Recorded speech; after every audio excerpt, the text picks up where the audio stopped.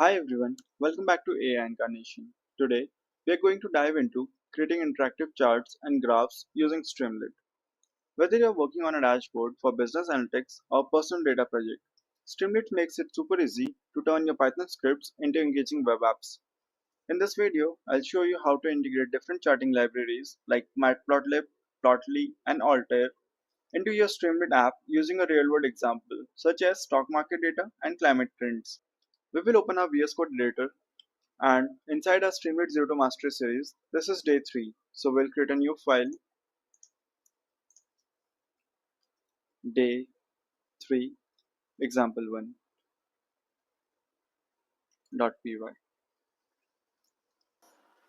For our first example, we will build a dashboard to visualize stock market data. We will use a package called as Yahoo Finance. This will fetch real-time stock prices and then plot them with Plotly. Here's the code snippet. We will import Streamlit as st and we will import Yahoo Finance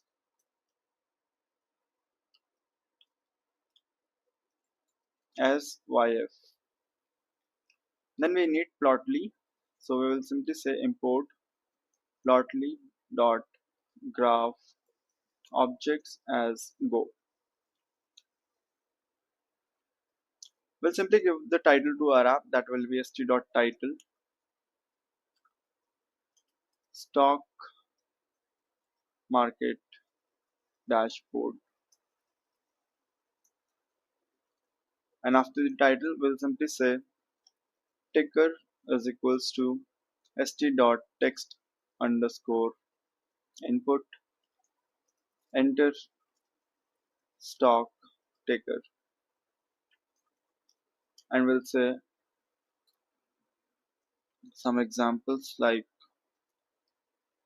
AAPL, that is for Apple, and MSFT, that is for Microsoft.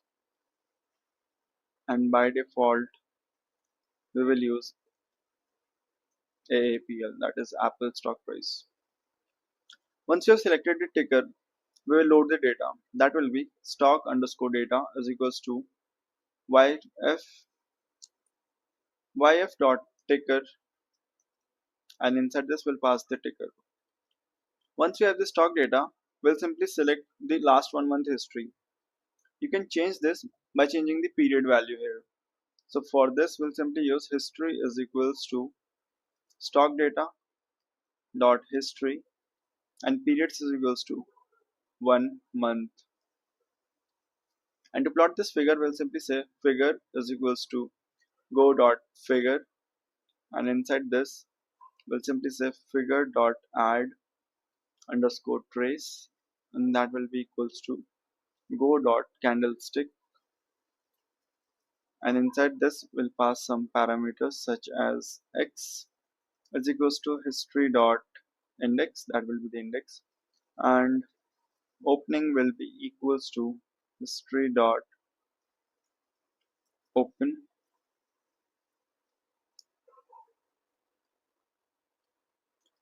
Similarly, we will be having high is equals to history dot high and low is equals to history dot low, and then last will be close, that will be equals to history dot close, and we'll give it a name as candlestick. I think that's it we need for now. And to plot this, we'll simply use st dot plotly underscore chart, and inside this we'll use figure. To run this file, we'll simply say streamlit space run space day 3 example1.py.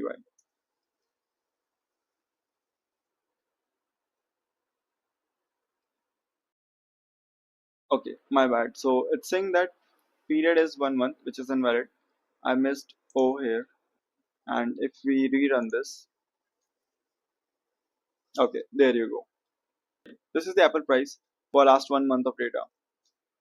So in this snippet, we have used yfinance to retrieve 1 month of historical data for a given stock. For this example, we have used Apple, and we have created a candlestick chart using Plotly's graph object. We render this chart in a Streamlit app with st.plotly underscore chart function. This was our first example. Let's move to our next example, that is climate data visualization.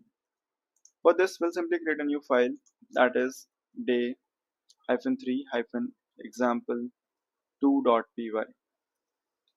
And in this, we'll simply use import Streamlit as st. We will use pandas to have some dummy data for now, and we will use Altair, import Altair as alt. We'll give a title to our app, that is st.title, climate trends dashboard,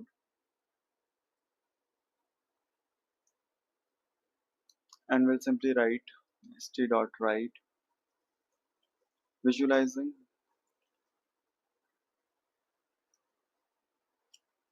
average temperature changes over time. So for now, we'll say data is equals to a list of dictionary. We'll simply say year. Year will be a list of range from 2000 to 2025, and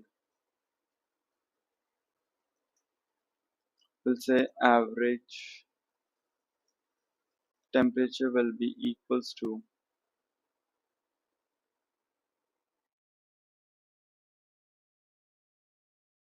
we'll create a data frame df that is equals to pd.dataframe, and inside this we'll pass this data that we have just created. To plot this, we'll simply use chart is equals to alt dot chart. Inside this we'll pass the data frame, and we'll simply say mark underscore line, and the points is equals to true, and we'll simply say encode x is equals to year with, and y is equals to average temperature to q,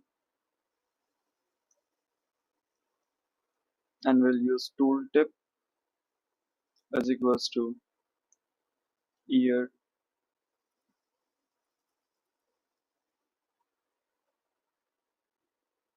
and average temperature. Once that is done, we'll simply say properties title is equals to average temperature over years,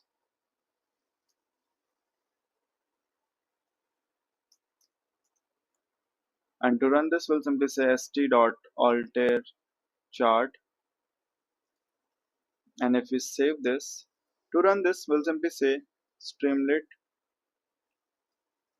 run space day3example2.py.